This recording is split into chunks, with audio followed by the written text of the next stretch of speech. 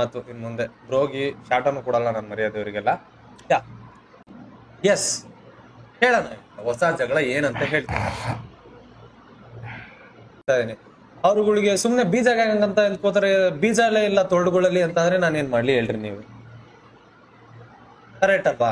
ನಾನ್ ಕರಿತಾ ಇದೀನಿ ಬ್ರೋ, ನಾನ್ ready bro ಮಾತಾಡಕ್ಕೆ, ನಾನ್ ರೆಡಿ. ನನಗೆ ಸಾಲ್ವ್ ಮಾಡ್ಕೊಬೇಕು. ಯಾಕೆ ಹೇಳ್ರಿ? ಅವ್ರ ಹತ್ರ ಏನಿಲ್ಲ, ಅವ್ರ ಹತ್ರ ಸಾಲ್ವ್ ಮಾಡ್ಕೊಂಬಾರ್ದು. ಯಾಕೆ ಹೇಳ್ರಿ? ಅವ್ರಿಗೆ ನನ್ನ ಹತ್ರ ಐತೆ, ನಾನ್ ಬೆಳಿತಾ ಇದ್ದೀನಿ. ಇಲ್ಲಿಂದ ನನ್ ಬಗ್ಗೆ ಮಾತಾಡಿದ್ರೆ ಸ್ವಲ್ಪ ಕಮೆಂಟ್ಸು ಮೆಸೇಜಸ್ ಚೆನ್ನಾಗಿ ಸಿಗುತ್ತೆ, ಅಥವಾ ಇಂಟ್ರಾಕ್ಷನ್ ಚೆನ್ನಾಗಿ ಸಿಗುತ್ತೆ, ವ್ಯೂಸ್ ಸ್ವಲ್ಪ ಚೆನ್ನಾಗಿ ಸಿಗುತ್ತೆ. ಅದು ಇದ್ರೂ ಇರ್ಬೋದು, ಯಾರಿಗೂ ಗೊತ್ತು, ಇರ್ಬೋದು. ಓಕೆ, ಟಿಪಿಕಲ್ ಕನ್ನಡಿಗ ಲಲಿತ್ ಅವ್ರ ಬಗ್ಗೆ ಮಾತಾಡೋಣ ಇವತ್ತು. ಪ್ರಾಬ್ಲಮ್ ಏನಂತ ನಾನು ಕ್ಲಿಯರ್ ಆಗಿ ಹೇಳ್ತೀನಿ. ಕ್ರಿಸ್ತ ಶಕ 3 ತಿಂಗಳ ಹಿಂದೆ ನಡೆದ ತೊಂದರೆಗಳು ಇವು. 3 ತಿಂಗಳಿಂದ ಯಾವಾಗ ಅಂದ್ರೆ ರೆಡ್ ಪ್ಯಾರಾಸೈಟ್ ಮತ್ತೆ ಈ ಟಿಪಿಕಲ್ ಕನ್ನಡಿಗ ಇವರಿಬ್ರು ಜೊತೆಗೆ ಸೇರ್ಕೊಂಡ ಮೇಲೆ ಆಗಿದಂತ ಕೆಲಸಗಳು ಇವು. Thank you so much Lokesh Gowda member ಆಗಿದ್ದಕ್ಕೆ. Welcome to SMR army. Thank you for joining ಅಷ್ಟೇ ಲೋಕೇಶ್ ಗೌಡ್ರು ಇಂದ ಚಾಟ್. ಏನಾಯ್ತು ಅಂತ ಹೇಳ್ತೀನಿ. ಫಸ್ಟ್ ವಿಡಿಯೋ ಆಗ್ತಾನೆ ಅಪ್ಪ ಮಾಡ್ಸ್ ಯಾರಾದ್ರೂ ನೋಡ್ತಾ ಇದ್ರೆ ದಯವಿಟ್ಟು ನನಗೆ ಆ ವಿಡಿಯೋ ಸೆಂಡ್ ಮಾಡ್ರಿ. ನೀವು ಅದು ಗೊತ್ತಾಗ್ತಲ್ಲ, support Kannada streamer support red parasite support ಅಂತ ಆಗ್ತಾರೆ. Well and good, Kannada streaming support ಮಾಡ್ತಿದ್ಯಾ ಮಾಡೋರು, ಓಕೆ ಡನ್. ಅದ್ರಲ್ಲಿ ಯಾರ್ಯಾರು ಕಮೆಂಟ್ ಹಾಕ್ತಾರೆ SMR ಗೇಮಿಂಗ್ ಸಪೋರ್ಟ್ ಮಾಡಿ ಹಂಗೆ ಹಿಂಗೆ ಅಂತ. ಬ್ರೋ ಗುಂಪಲ್ಲಿ ಬಂದು ಒಬ್ಬನ್ನ ತುಳಿಯೋದಲ್ಲ ಬ್ರೋ, ತುಳಿದು ಬೆಳೆಯೋದಲ್ಲ ಬ್ರೋ, ಹಂಗೆ ಹಿಂಗೆ ಈ ತರ ಎಲ್ಲ ಮಾತಾಡೋರು. ಆ ಯಪ್ಪಂಗೆ ಗಂಧ ಗಾಳಿನೂ ಗೊತ್ತಿಲ್ಲ, ಶಾಟನೂ ಗೊತ್ತಿಲ್ಲ ಗೇಮಿಂಗ್ ಕಮ್ಯುನಿಟಿ ಬಗ್ಗೆ. 5 ವರ್ಷದ ಹಿಂದೆ RP ಕನ್ನಡದ ಫಸ್ಟ್ ಸ್ಟ್ರೀಮರ್ ಬಂದಿದ್ದು. RP ಮಾಡಿದಷ್ಟು ಟಾಕ್ಸಿಸಿಟಿ, RP ಮಾಡಿದಷ್ಟು ಜಗಳಗಳು ನಾವು ಅದಾದ್ಮೇಲೆ ಮಾಡಿದ್ದು. ಫಸ್ಟ್ ಆಫ್ ಆಲ್ RPದು ತಂದು ಜಗಳ ಆಗೋಕೆ ಮೇನ್ ರೀಸನ್ RP ನಮಗೆ ಅಂದಿದ್ದಕ್ಕೆ ರಂಡಿ ಮಕ್ಕಳು ಅಂತ ನಾವು ಅವನ ಹತ್ರ ಜಗಳ ಮಾಡ್ಕೊಂಡಿದ್ದು. ಅದ್ ಬಿಟ್ರೆ ಅದಕ್ಕಿಂತ ಮುಂಚೆ ಗುಂಪಲ್ಲಿ ಒಂದು ತುಳ್ದಿಲ್ಲ ಪಳ್ದಿಲ್ಲ ಏನು ಮಾಡಿಲ್ಲ.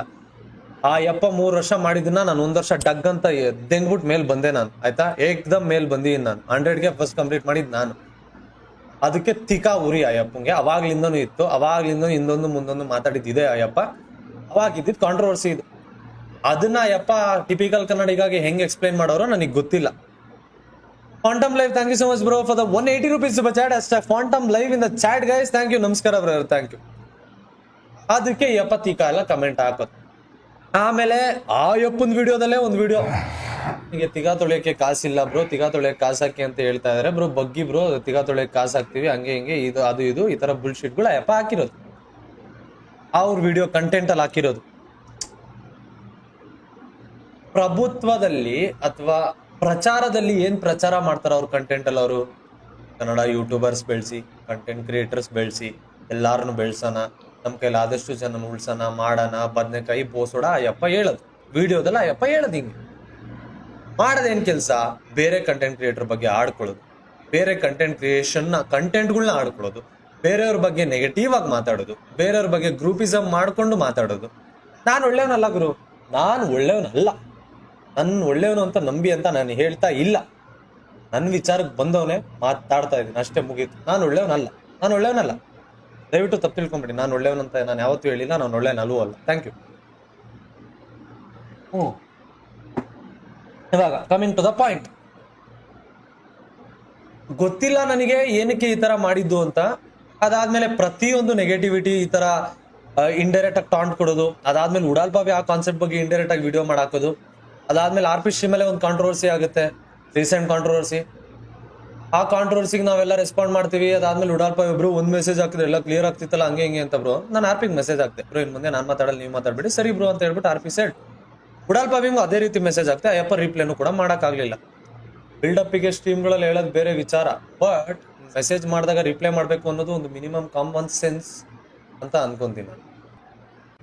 ಅಯ್ಯಪ್ಪ ಏನು ಮಾತಾಡಲ್ಲ, ಕಮೆಂಟ್ಸ್ ಅಲ್ಲಿ ಬರೋದು. ಇವತ್ತು ಅವನ ಯಾರ್ದು ಹೊಸ ವಿಡಿಯೋಗೆ ಅವನ ಯಾರೋ ಕಮೆಂಟ್ ಹಾಕೋನೆ, ಡೌರಾಜ ಸೌ ಮೆನಿ ಫಾದರ್ಸ್ ಅಂತ. ಅದಕ್ಕೆ ಈ ಅಪ್ಪ ರಿಪ್ಲೈ ಮಾಡಿರೋದು ಏನಂತ, ಲೆಕ್ಕಕ್ಕೆ ಇಲ್ಲ, ಇವತ್ತಿಂದ ಒಂದು ರಿಜಿಸ್ಟ್ರ್ ಇಡೋಣ ಬಿಡಿ, ಎಷ್ಟು ಜನ ಅವ್ರ ಫಾದರ್ಸ್ ಅಂತ.